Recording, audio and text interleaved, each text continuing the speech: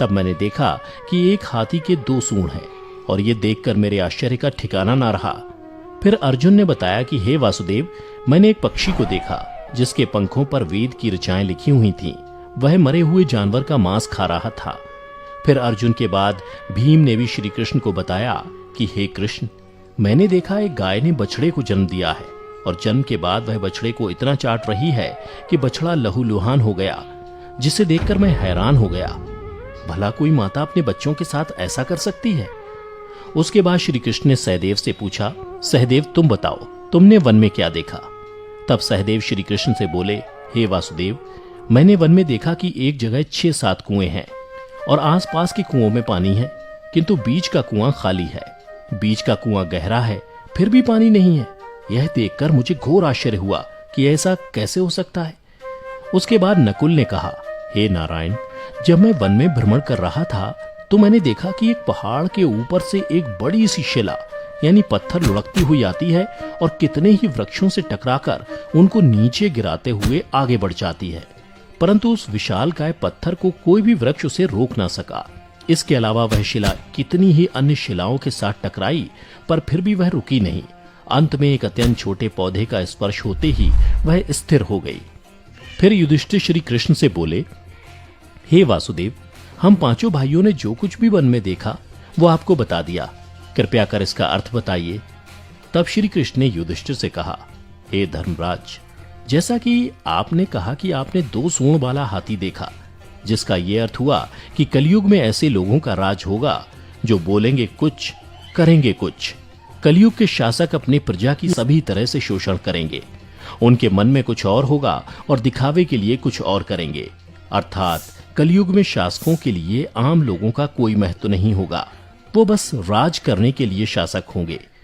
फिर श्री कृष्ण अर्जुन से बोले, हे धनंजय, जैसा कि तुमने देखा कि एक पक्षी के पंख पर वेद की ऋचाएं लिखी हुई थीं, लेकिन वह मरे हुए जानवर का मांस खा रहा था, जिसका अर्थ ये हुआ कि कलयुग में ऐसे लोग होंगे जो बड़े ज्ञानी और ध्यानी कहलाएंगे, किंतु उनके आचरण राक्षसी होंगे।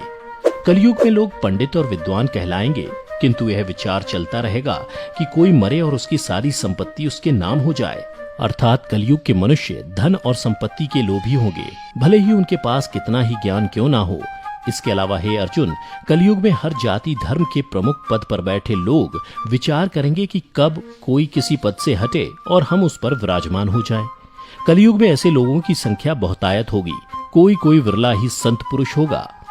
अर्जुन के बाद श्री कृष्ण भीम से बोले, हे गदाधर, जैसा कि तुमने देखा कि एक गाय अपने बछड़े को इतना चाटने लगी कि वो बछड़ा लहूलुहान हो गया, अर्थात कलयुग की माता अपनी संतानों पर इतनी ममता बरसाएंगी कि बच्चों को खुद का विकास करने का मौका ही नहीं मिलेगा, जिसके कारण मोह माया में पड़कर वे बर्बाद हो जाएंगे।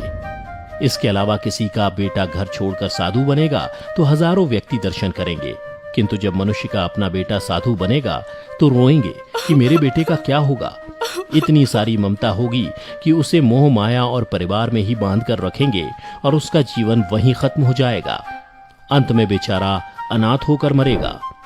भीम जब श्री कृष्ण के जवाब से संतुष्ट हो गए, तब भगवान श्री कृष्ण ने सहदेव से कहा, सहदेव, जैसा कि तुमने बताया कि तुमने वन में 5-7 भरे कुओं के बीच एक कुआं एकदम खाली देखा, जिसका अर्थ ये हुआ कि कलयुग में पैसे वाले अर्थात धनी लोग अपने पुत्र पुत्री के विवाह में या फिर आलीशान भवन बनाने में लाखों रुपए खर्च कर देंगे, परंतु उनके पड़ोस में ही यदि कोई भूखा प्यासा मर रहा होगा तो वह उसकी कोई सहायता नहीं करेंगे। भले ही उनका अपना ही सगा भूख से मर जाएगा, लेकिन वो देखते रहेंगे।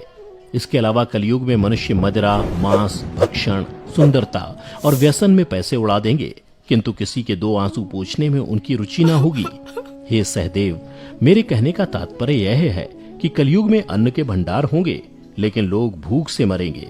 सामने महलों बंगलों में ऐशो आराम चल रहे होंगे, लेकिन पास की झोपड़ी में आदमी भूख से मर जाएगा। एक ही जगह पर असमानता अपने चरम पर होगी। श्री कृष्ण की बातें सुनकर सहदेव को सारी बातें समझ में आ गईं। तब श्री कृष्ण ने नकुल से कहा, नकुल, जैसा कि तुमने बताया कि वन में एक बड़ी सी चट्टान पहाड़ से लुढ़की, किंतु बड़े बड़े वृक्ष और उसके तने उस चट्टान को रोक ना पाए, किंतु एक छोटे से पौधे से टकराते ही वह चट्टान रुक गई, जिसका अर्थ यह हुआ कि कलयुग में मनुष्य का मन नीचे जाएगा, यानी कलयुग के मनुष्यों का जीवन पतित हो जाएगा। और ऐसे में मनुष्यों का जीवन धन की शिलाओं से नहीं रुकेगा, ना ही सत्ता के वृक्षों से रुकेगा, किंतु हरि नाम के एक छोटे से पौधे से, हरि कीर्तन के एक छोटे से पौधे से मनुष्य जीवन का पतन होना रुक जाएगा। अर्थात कलयुग में भी जो मनुष्य धन के लोभ को छोड़कर हरि नाम का जप करेगा उसे कोई कष्ट नहीं होगा और मृत्यु के बाद उसे परमेश्वर अर्थात मेरे चरणों में जगह मिलेगी। तो मित्रों, आपने देखा होगा कि आज श्री कृष्ण द्वारा बताई गई ये सारी बातें सच में घटित हो रही हैं। इसलिए मनुष्यों को चाहिए कि कलयुग में वह धर्म का पालन करें और श्री हरि नाम का भजन करें तो उसका जीवन सफल हो जाएगा। तो मित्रों, उम्मीद करता हूं कि आपको श्री कृष्ण द्वारा कलयुग के बारे में बताई गई ये कड़वी सच्चाई जरूर पसंद आई होगी। अगर पसंद आई हो तो इसे ज्यादा से ज्यादा लाइक और